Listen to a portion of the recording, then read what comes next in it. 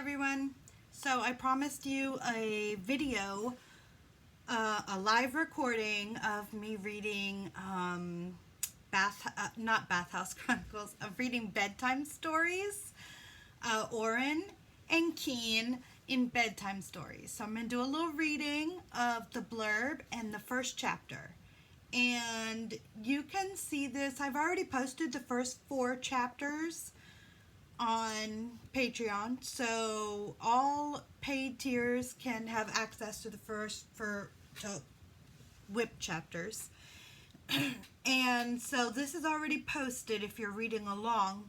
If you're not reading along because you hate having it dragged out and spoilers and you're waiting for the whole thing to be released when it's finished, then at least you can have this little teaser of the first chapter and the blurb. So Daddy Keen is a lawyer, and he, a little of his background is that he doesn't have a whole lot of experience as a daddy, and so he just worries maybe he's not what Oren needs, and that's his insecurity, is that he's not enough of a daddy. And this is why he's dipping his toe slowly into the pool of this relationship and looking for an online relationship. The community is the playground, the club. Now, the playground, I featured this club, this BDSM club. I featured it in my first Hearts for Hire series, and then continued it through my Love and Libation series. And you can see references where they go there for a bachelor party, I think Lucky's bachelor party, and they go there a few times. So I'm eventually probably going to write a series about the playground, and so I'm slowly introducing you to people from that community in this book. If it becomes a series, even better.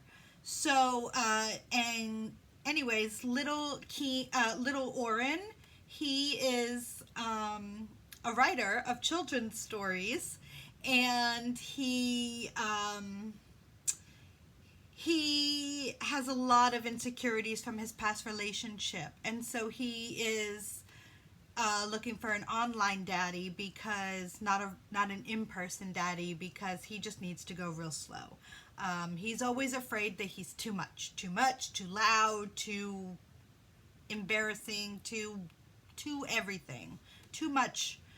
And this is easier for him. His anxiety is to just have the online daddy who gives him what he needs at a distance, because that's safe. It's safe for both of them, right? So here's the blurb. Rules don't stand a chance against chemistry this hot. Oren never planned on finding a daddy online. It started with harmless messages and a safe voice in the dark.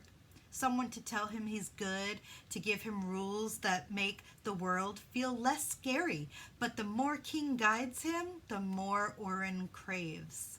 Keen promised to take things slow, but Oren's shy confessions and breathless gratitude are pure temptation. What begins as simple guidance becomes late-night conversations, lingering thoughts, and a dangerous need to see the boy behind the screen. When Oren's friends drag him to a weekend retreat, Keen shows up too. One look, one soft daddy, and every line they swore not to cross feels paper thin. Oren's heart says, trust him. Keen's instincts say, protect him. Their desire wants to burn the rules to ash. Okay, that's the blurb. Wait till you meet Oren's friends that are little from the community. Oh my God, they're the best friend group to have. They're so cute.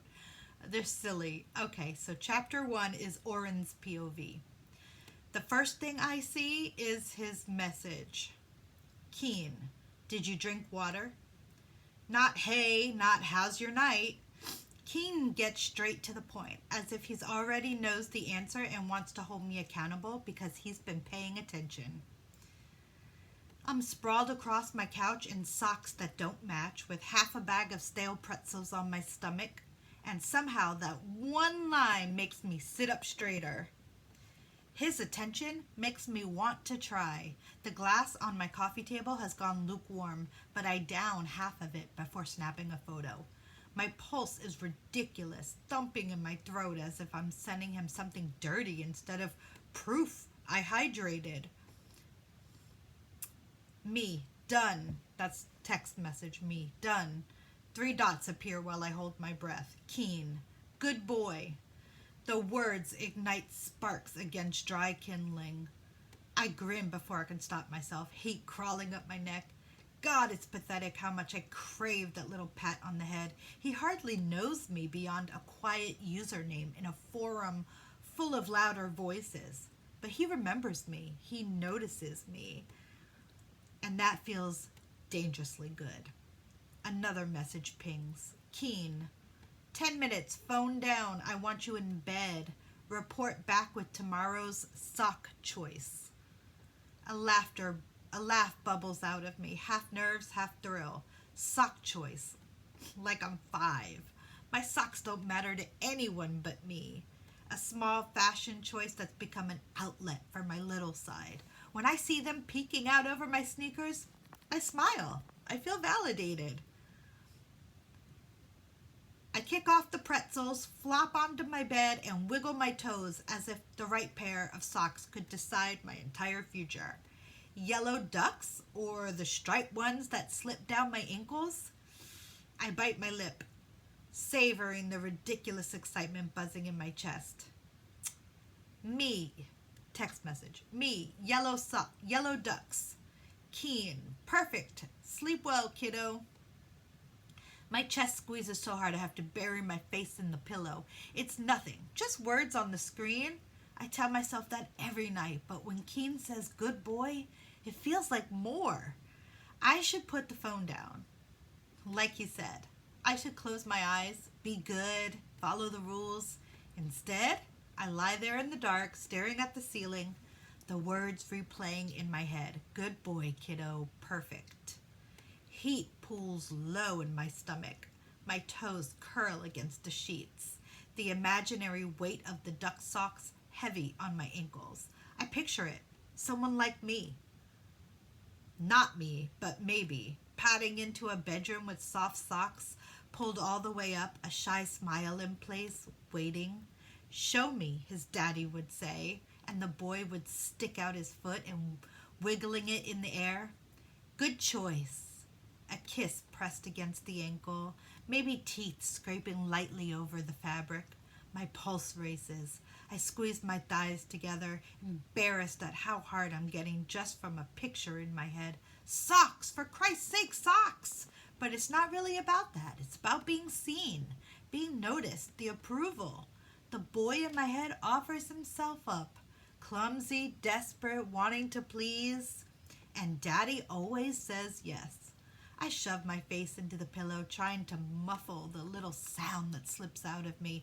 I tell myself I won't touch, that I'll be good, but my hand betrays me, sliding lower, cupping, stroking once.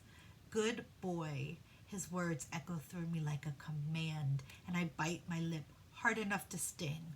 Tomorrow, I'll laugh it off. Pretend it's just a game, just a harmless online arrangement. Tonight, though, I let myself believe it's real, that I have a daddy, and his name is Keen. The image sharpens in my head. A boy like me, laid out across a daddy's lap. Socks still on, legs kicked just slightly apart. Maybe the socks are knee-high. Slutty-looking things that match his undies. Daddy's hand slides slowly up the back of his thigh, tugging the fabric higher. Such a good boy, he'd say, all dressed up for me. My hand works faster, hips jerking against the mattress. I bite the pillow, stifling every needy sound until I can't anymore, until heat rips through me and I'm shuddering, sticky and breathless. For a long moment, all I can do is lie there, panting, staring at the faint glow of the phone on my nightstand. Then I laughed, soft but shaky. Great. Now I need another glass of water. I peel myself up, stumble to the kitchen, and gulp down half a glass straight from the tap. My body hums with aftershocks, but my mind's already spinning. If I don't write it down, I'll lose it. The socks, the lap, the way Good Boy felt like a key turning inside me. I grab the notebook from my desk and scribble half a page of messy notes. Socks, lap, praise, biting fabric, enough to remember later, enough to shape into one of my stories when I'm feeling brave. Back in bed, I flop onto my back, notebook abandoned on the nightstand. I wiggle against the sheets, restless, every nerve still buzzing. My bladder nudges a complaint, and I groan at the ceiling. Great, now I need to pee. That's the end of that.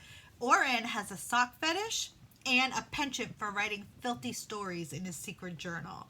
Not the children's stories, the wholesome ones that he publishes, but filthy stories that he wishes that if he had a daddy that he could trust, that he could have this daddy read these secret stories to him. Hence the name of the book, Bedtime Stories. And you'll just have to keep reading to see if Daddy Keen ever finds out about Oren's secret filthy journal and if they read some of these bedtime stories and enact them. So, okay, well, that was chapter 1. And if you need more of silly, horny Oren and stern, firm Daddy Keen, go check out the 4 chapters that I posted already, and I'll post another 2 tomorrow. So we'll be working our way through this story. It's not a super long story. There are 34 chapters, so I hope to have them completely up and shared before the book actually releases, which I never do I? But we'll do it with this one. Okay, enjoy!